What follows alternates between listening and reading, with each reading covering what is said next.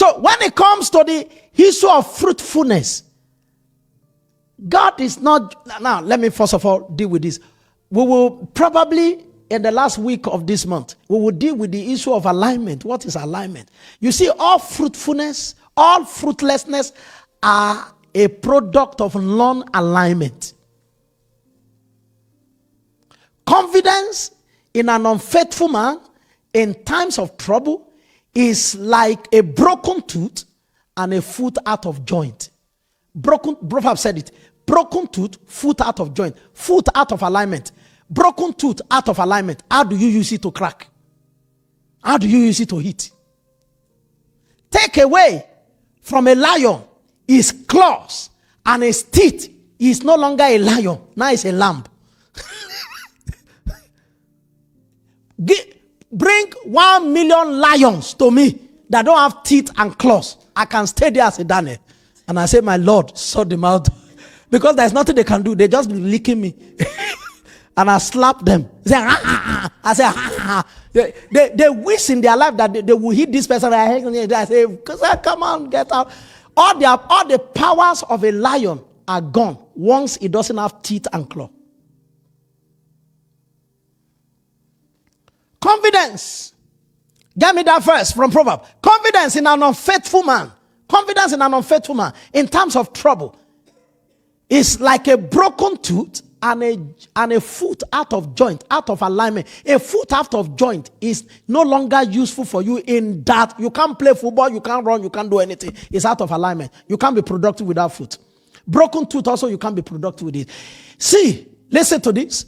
All issue of fruitlessness is a product of non-alignment. With alignment, when you are rooted, you'll be fruitful. He said the remnant of the children of Israel, they will take root downwards and bear fruit upward. It is not possible not to bear fruit, when you are rooted. That's the reason why God takes the issue of fruitfulness and fruitlessness very seriously. He takes it personal. Listen to me. Listen to me. Listen to me. He takes it so personal that in the place where he's supposed to have angels administering things, he stands up to say himself will be the one to administer things. Have you not read it here? Have you not read it here? Huh? Look at it.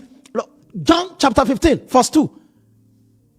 Verses 1 and 2. Put verses 1 and 2 together. I am the true vine, and my Father is the husbandman. Stop. Just stop. Stop. How can Jesus be the tree and the Father is the farmer? No.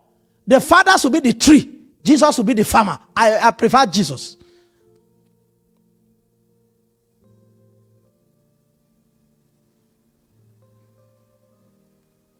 Jesus who died for us should be the farmer. The farmer is the one with the cutlass, with all the utensils to break, he said, my Father, he said the next thing now says, now is verse 2. Any branch in me that does not bear fruit, my Father cut off. Don't forget, it is the Father who submitted him to be killed. Just like you are asking me for my son to be killed now. The Father now said, Jesus, you be the tree, I be the gardener. I be the one with cutlass. If Jesus owns cutlass, we can talk to him. Do you know the meaning of the Father? The first time he ever got angry, it was hell he created. The first time ever. The first sin that you don't know the Father. That's why many of us behave the way we behave. If you know, that's what Solomon got to a point. He said the fear of the Lord is the beginning of wisdom. You're not wise until you first of all understand and begin to fear the Father. The Father is to be feared. I'm just telling you. They talk about the fear of God in the Old Testament. They talk about the fear of God in the prophet. They talk about the fear of God in the New Testament. They talk about the fear of God everywhere. It's in the New Testament. Up to Revelation, they talk about the fear of God. The Father said, I have cutlass in my hand. You know how I know the meaning? My father was a farmer and he was left-handed. He's always having big cutlass. Sharp. You know those double-edged cutlass? He doesn't take the one that is double-edged. He's always cutting down important trees. And I say, why is this guy cutting out important trees? But he is the farmer. He's the one who has spent so much money on the farm. He knows what tree will produce and what tree will encumber. Just encroach the ground.